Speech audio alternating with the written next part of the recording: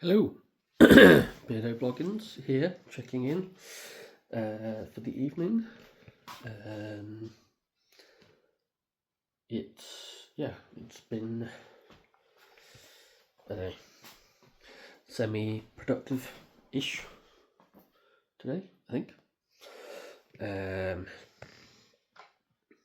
I had an appointment earlier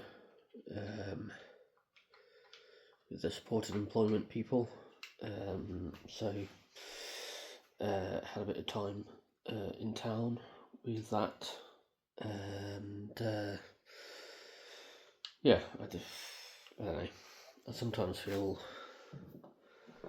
like I'm going round in circles with the job search. Sometimes there isn't there doesn't seem to be an awful lot out there on the job market, and I don't know, I'm in a weird position where I don't have an awful lot of work experience, so that doesn't help. But then when I try to go for, low experience or no experience kind of junior roles, I get rejected for having a university degree. So I don't know, feel like I go through the same loop quite regularly, and so it slightly frustrating, but I don't know, I guess I don't know how unique a position that is particularly. I suspect there are plenty of other people in a similar position.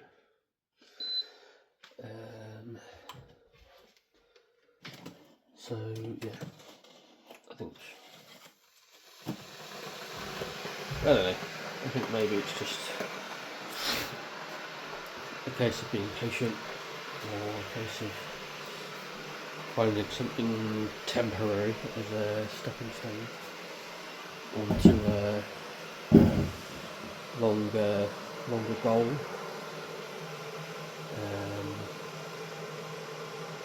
I don't know.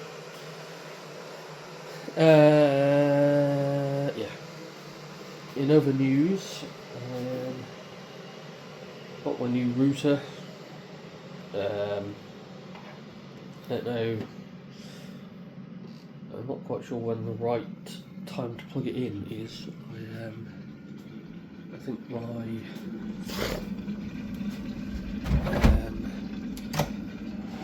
I think when I was in the shop, sort of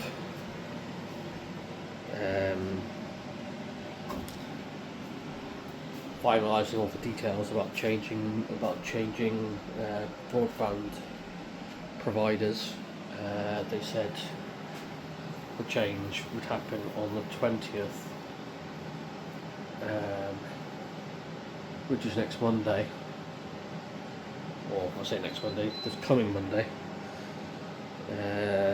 So that's in about 3 or 4 days, I think, something like that. So yeah, I don't know if I should. I don't know what the protocol is. Do I wait until then to plug it in, or can I plug it in and use it? I don't know.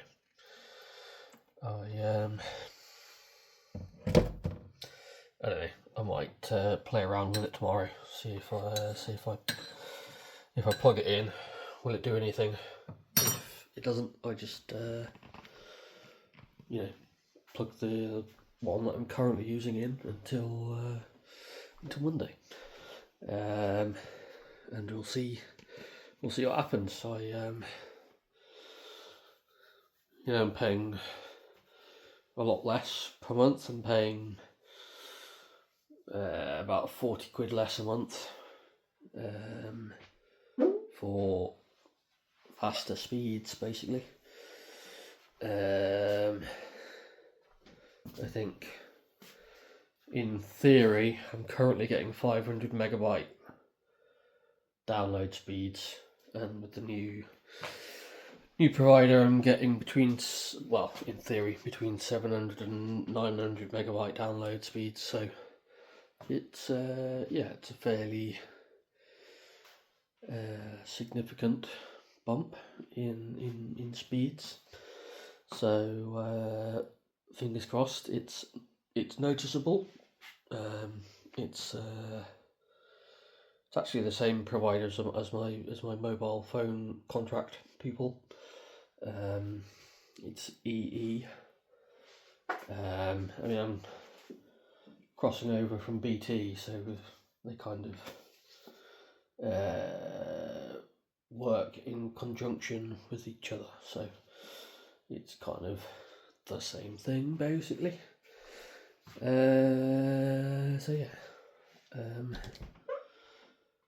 It should be a fairly straightforward transition. Fingers crossed it is as straightforward as plugging it in. We shall see. I was around at Dad's earlier for dinner, and we're planning our trip up to Burton Dasset for a bit of stargazing on Tuesday evening. We've got a couple of comets, Comet Swan, and I forget what the other comet is called, as well as the Orionid meteor shower, and potentially the Northern Lights as well, all potentially happening sort of not long after sunset. So it'll be, I can't remember, I think sunset is supposed to be about 5:30, 6 o'clock or something like that. So most of it is all kind of kicking off sort of around about 6:30, I think. We're sort of planning on what we need to take and where we need to be looking, because I think the two comets are appearing almost in like opposite directions in the sky. One's, I think, appearing southwest, and the other one is appearing northwest-ish. So and then the Orionids,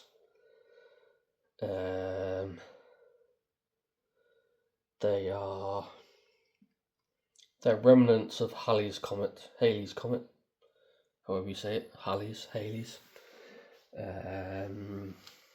and they appear in the sky next to the Orion constellation, hence Orionids.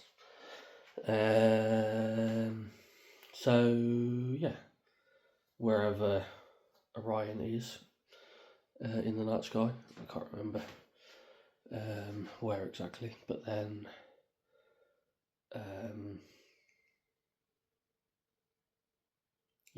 and then the Northern Lights potentially, fingers crossed, might make an appearance. And then recently I was doing some photography at night and accidentally got very faintly the Milky Way in a picture. So we're going to try and figure out if I can capture it again, or if it was a bit of a fluke. So yeah, we've been kind of trying to figure out if it's manageable to do it on a smartphone. I mean, I've got the Samsung Galaxy S24, so it's a pretty decent camera as well as a phone. So he's got the iPhone 16, so obviously I've got the better camera, better phone. So yeah, we shall see. We'll have to do a compare and contrast on the photos that we managed to take. I think he's got an app. He's had downloaded an app that takes like a series of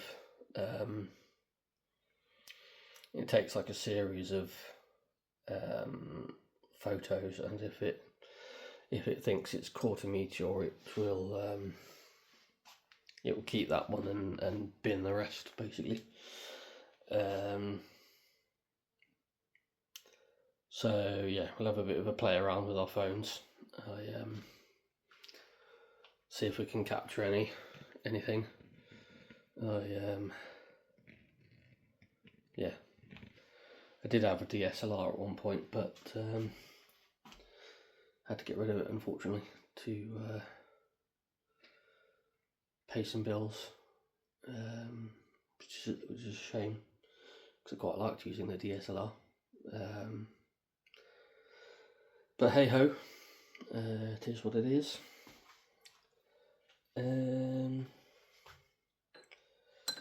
Yeah, I mean, there's all sorts of fancy cameras you can get to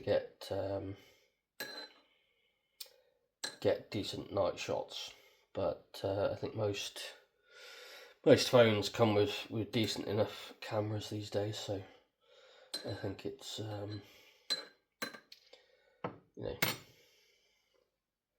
not really that much in it for us amateurs. I think the only benefit of having a standalone DSLR is you can change the focal length. So that's the point at which the lens focuses, depending on how far away the subject is. Whereas the cameras in phones are all a fixed focal length, and you kind of have to do a bit of trickery with things like aperture and shutter speed in order to sort of trick the camera into focusing on a different point.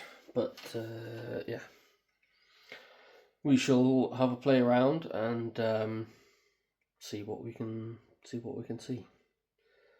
But it should be good. Yeah. So that's Tuesday next week. So yeah, we shall see. But yeah, I was trying to. I was showing Dad the app that I use to watch like football live streams on it, and it was showing.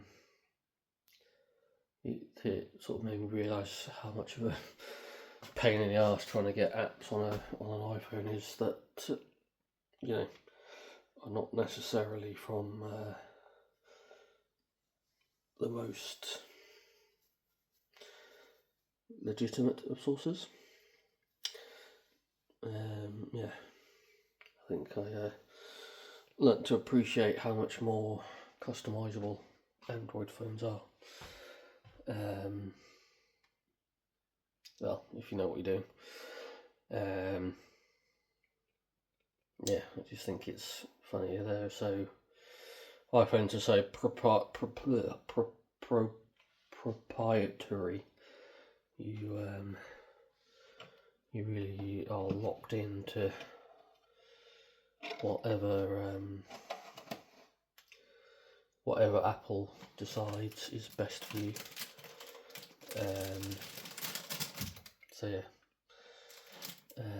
Whereas Androids, if you know what you're doing, you can route them and you get a bit more customizability out of them. And yeah,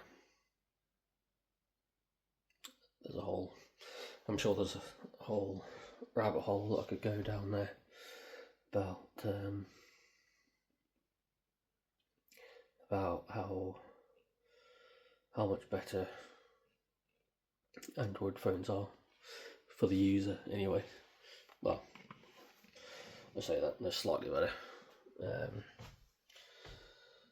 or at least there's certainly the illusion that they're better. I suppose these days there's probably not much in it.